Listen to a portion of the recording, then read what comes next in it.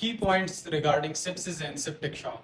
According to the third international consensus, sepsis 3 definition has now replaced the older terminology for sepsis and severe sepsis, and it eliminates the need for systemic inflammatory response syndrome.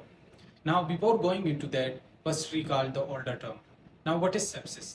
Sepsis is if there is any presumed infection plus 2 criteria out of the 4 systemic inflammatory response syndrome criteria.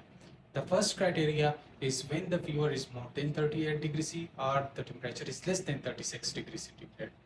And the second criteria is if the heart rate is more than 90 beats per minute, and the third criteria is when the respiratory rate is more than 20 breath per minute, or when there is partial pressure of carbon dioxide is less than 32 because of patient is hyperventilating and breathe out carbon dioxide. And the fourth criteria is when their white blood cell count is more than 12,000 or less than 4,000, or if there is any peripheral band like 10% band form in peripheral vein. So out of these 4 criteria, if 2 are met plus there is a presumed infection, we call it as a sepsis. But remember, systemic inflammatory response syndrome may happen in a patient who does not have any infection, like patient who had a pancreatitis, or if there is any trauma, or if there is any burns.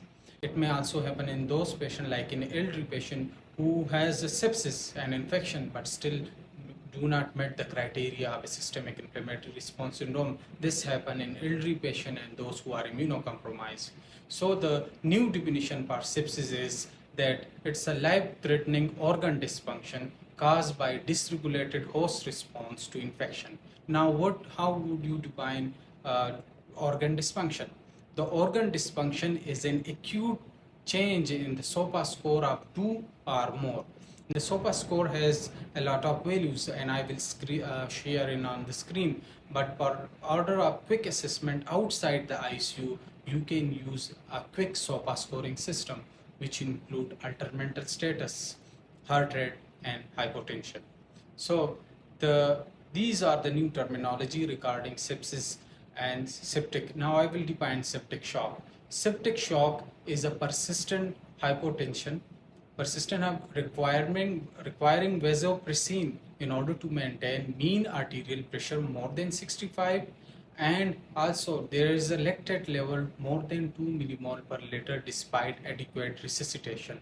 This is a septic shock. So previously we defined severe sepsis as a patient who has a sepsis plus organ dysfunction, but now that sepsis 3 has replaced those very severe definition to just a definition of a sepsis. So calculate the SOPA scoring system plus there is any presumed infection. This is a patient is in sepsis. And also the management of a patient of sepsis is very important, and the time is key. Every resuscitation antibiotic should be given to the patient in 6 hours, ideally in 1 hour. We'll share about those management, and stay tuned.